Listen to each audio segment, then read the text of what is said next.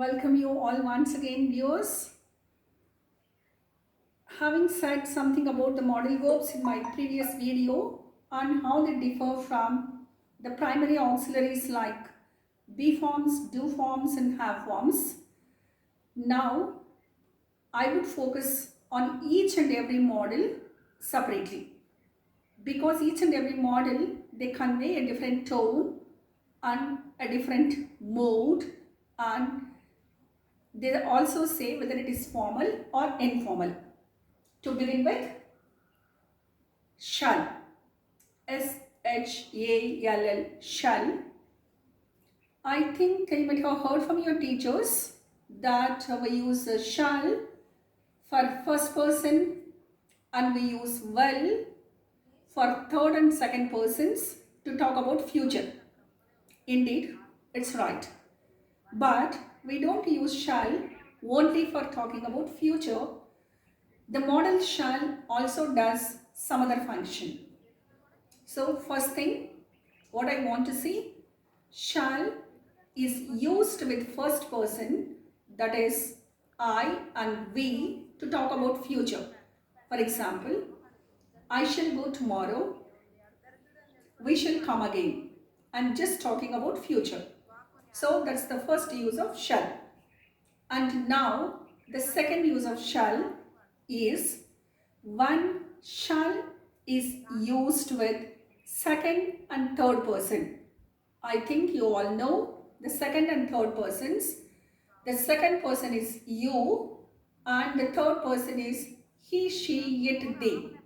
What I'm trying to say, that there is no restriction for using shall with second and third person. We can as well use that way, but what we are trying to convey is different.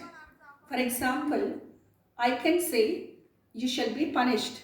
I mean, I'm angry with the student and I'm determined, I'm commanding, I'm trying to show that you shall be punished. We can say that. Here, shall is used to talk about determination.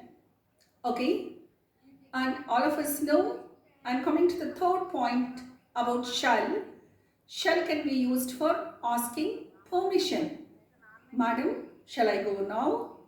So, shall for future, shall for determination, shall for asking permission. Okay, now I talk about will. I want to teach these two, will and shall, together so that you will have a clarity. And I must say, will conveys more feelings, different kinds of more than shall. For example, the first one about will, we use will to talk about future with second and third person. I'm sorry if I'm using this persons again and again, especially with shall and will. You have to remember, both will and shall are used to talk about future, but shall is restricted for only first person. Will can be used with second and third person. So the first use of will is to talk about future. Alright. And the second, when we use will with first person, I mean I and we. When we use with first person, that shows determination. Determination means I have strongly decided something. I will meet you tomorrow. If I say I shall meet you tomorrow, I'm just talking about future.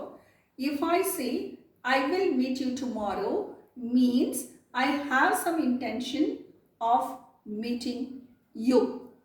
I think it's clear now. And the third use of will.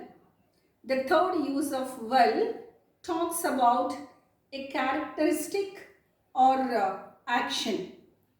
For example, if I say, whenever my sister comes, she will sit in this chair. means I'm talking about the habit of my sister. Whenever I see my teacher, I will get up. So that is my characteristic. So sometimes will also talks about our habits or characteristics. When I go home, I will meet my friends. So it is also your hobby or characteristic like. So will also can be used for asking permission like shall. While shall is formal, will be informal. For example, if you are speaking to your superiors, your officer, your teacher, your principal, you would usually use shall I go. But when you are talking to your friends, you can just ask, will you do it for me? That's fine. That's informal way of asking, but you can use will. But when you are talking to your officers and your superiors, it's always better to use shall. So to sum up, will, future with second and third person, and determination to ask a question, and for also habitual actions or characteristic expressions. I think if you remember at least two, that both will and shall for future, but the subject difference, that is shall for first person, will for second and third person. Second, both of them also can be used to ask permission. Shall is formal, will is informal. I think you have got little clarity about this. Any more comments you can, or any more questions, you can put it in the comment box, or you can contact with me on Facebook or YouTube. You can clarify your doubts. I don't want to say more than this because I know too much of information will lose interest. So this is enough for our day-to-day usage for spoken and written. Thank you for watching. Please start using modal auxiliaries in your spoken and written form. Will you? Thank you.